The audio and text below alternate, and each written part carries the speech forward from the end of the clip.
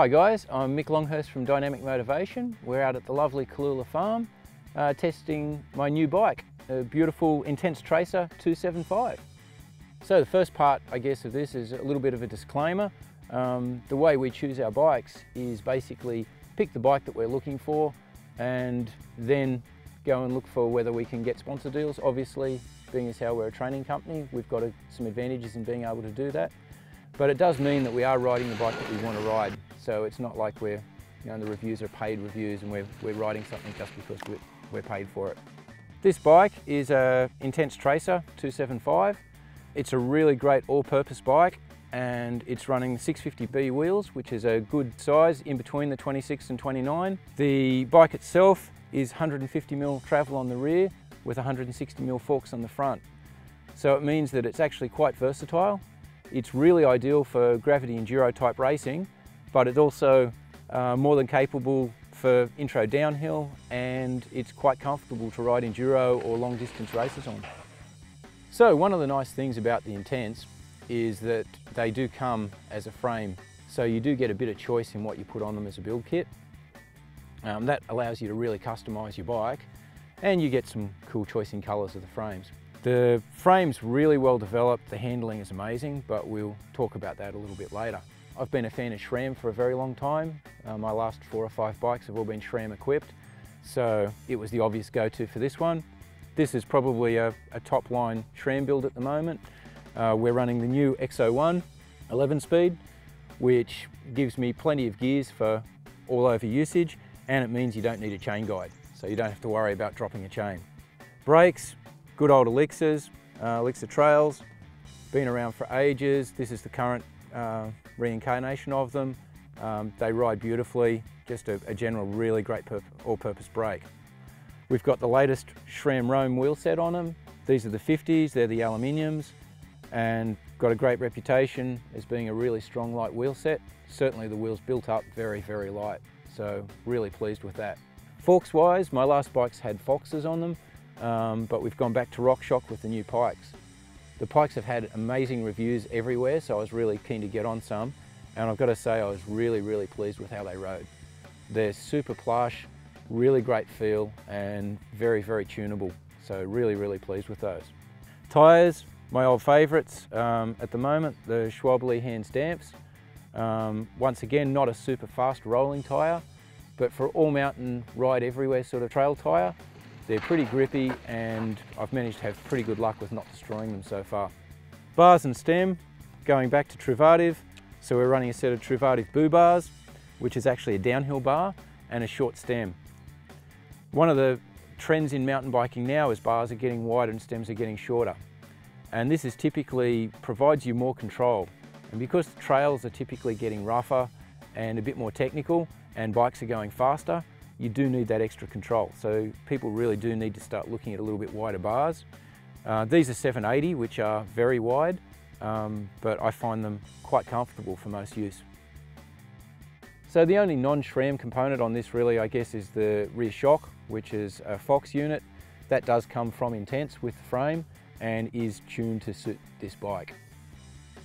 We also have a reverb seat post coming, but unfortunately we ran out of time in fitting before the test, and so it's still sitting at home. But I think everybody knows how good reverbs are, so we don't really need to talk about those too much here.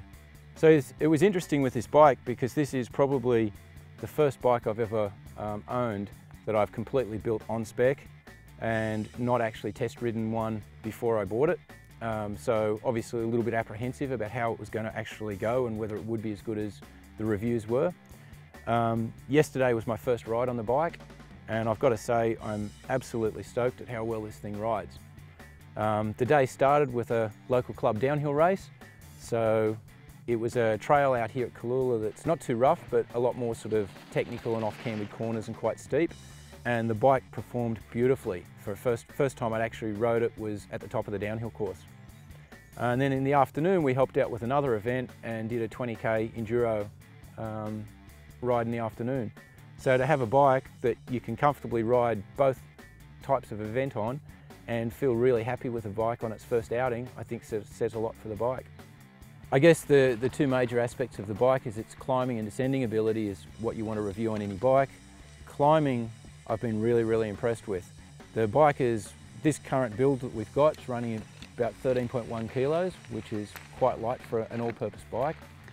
The suspension, both front and rear, having a climb, trail and descend mode, means that the suspension is quite tunable.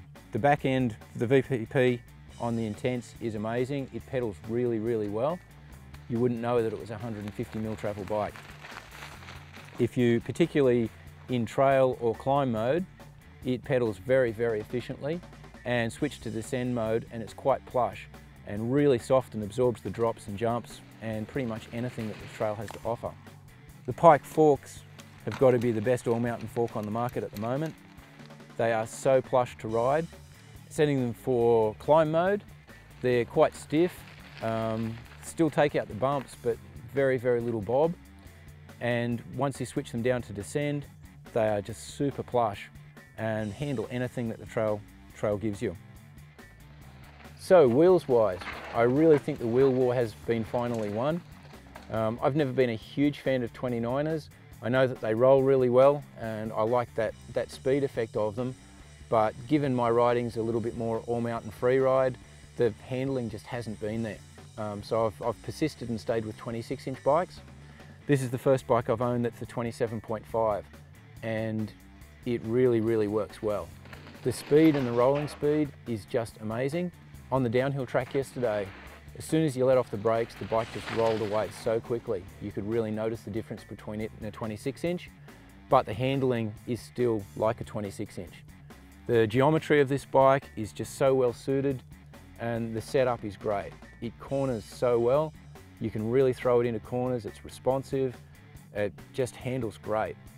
So I guess as a conclusion for this, I've got to say this is by far the nicest all-purpose bike I've ever ridden.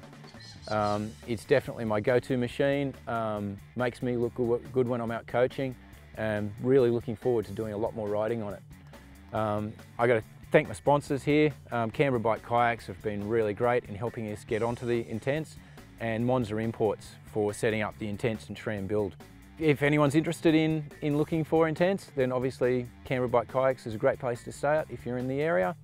If you're out on the trails in Canberra and you want to have a test ride, then just flag me down and you're more than welcome to have a go. Thanks for watching the review. Hope you enjoyed it and it was useful. Keep an eye on our Facebook and our website. We'll certainly be doing more of these and as time goes on, and see you out on the trails, guys.